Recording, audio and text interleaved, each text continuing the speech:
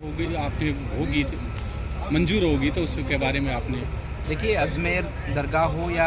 पृथ्वीराज चौहान का किला हो, देश को आज़ाद हुए आज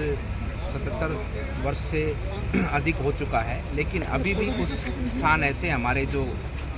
हमारे धार्मिक स्थान हैं, जो हमारे पूजनीय स्थान हैं, आज भी मुग़ल शासकों का एक तरह से अघोषित उन पर कब्जा है और वे कब्जेदार हैं, ना कि उसके मालिक हैं। तो मैं मानता हूं कि अजमेर शरीफ दरगाह का जिस प्रकार से आज कोर्ट ने संज्ञान लिया है, और उस कोर्ट का काम है न्याय देना, सच और झूठ के बीच में से सत्य को निकालना, और वही मैं मानता हूं कि आने वाले समय में कोर्ट करेगा। और उसी के साथ साथ में जो पृथ्वीराज चौहान, जिसके नाम से पूरा राजस्थान जाना जाता है, महाराणा प्रताप पृथ्वीराज चौहान के नाम से, उनका एकमात्र किला जो कि अजमेर में है, उस पर भी आज भी मुग़ल शासकों का कब्जा है, वो भी मुक्त होना चाहिए। और अजमेर के किले का भी जीर्णोद्धार कर और जो पृथ्वीराज चौहान ने जिस प्रकार से, जिस भाव से हमारे देश धर्म संस्कृति के लिए अपना सर्वोच्च निछावर किया था,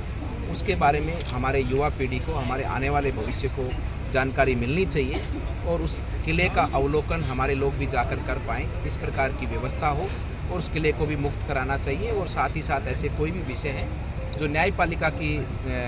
दिशा निर्देश में न्याय मिलना चाहिए, और मैं मानता हूं कि न्याय का समय अब है और निश्चित रूप से आने वाले समय पर सही और झूठ में से सत्य निकल कर बाहर आएगा। हिंदुओं की देखो, कोर्ट देखेगा उन सब चीज़ों को कि वहाँ क्या था, क्या नहीं है और क्या बनाया गया है। देखिए, ये तो सत्य है ना, अटल सत्य है कि देश पर मुग़ल शासक आए, उन्होंने देश पर अनागृत कब्जा किया, देश को लूटा, देश के ऊपर शासन किया, और हमारे इस मूल निवासी जो हमारे धर्म संस्कृति के लोग हैं, हमारे सनातन धर्मी के लोग हैं,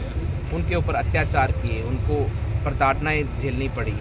और उन लोगों ने हमारी विरासत थी, हमारे मंदिर थे, हमारे पूजनीय स्थान थे, क्योंकि मंदिर एक ऐसा स्थान है जिससे कि समाज जुड़ के रहता है, और उन्होंने सबसे पहले मंदिर को आकर तोड़ना या मंदिर को ध्वस्त करना, ये सबसे पहला कार्यक्रम रहा। चाहे बाबर हो, बाबर का एकमात्र उद्देश्य था कि कोई भी मंदिर, क्योंकि ये लोग, उसने देखा कि ये लोग कैसे अपने धर्म के प्रति इतने निष्ठावान होकर काम करते, तो उसका केंद्र मंदिर है, और मंदिर को ही ख़त्म करने का, उन्होंने उसको ध्वस्त करके तोड़ने का, और उस पर एक अपने पूजनीय स्थलों का उस ढांचे का निर्माण करना उस मंदिर के ऊपर, ये सब चीज़ें देश के सामने सम्मुख, उसका सबसे बड़ा उदाहरण अयोध्या है। महाराज जी, बड़ा हर्ष की और उत्साह होने की बात नहीं है, बात न्याय की है। और हजारों वर्ष से हमारे धर्म संस्कृति के लोग न्याय की गुहार कर रहे हैं। अब तो देश आज़ाद हो चुका है, और ऐसी मानसिकता के लोग, जो देश पे जिन लोगों ने अधिकतम समय राज शासन किया, जिन्होंने कभी भी देश की बहुसंख्यक जो आबादी है उसकी आवाज़ को सुना नहीं, कभी उसकी मांगों को माना नहीं, कभी उसके अधिकार, उसके धर्म की रक्षा नहीं की, और एक समुदाय विशेष के लोगों को लाभ पहुंचाने का कार्य रहा। अब देश की जनता ने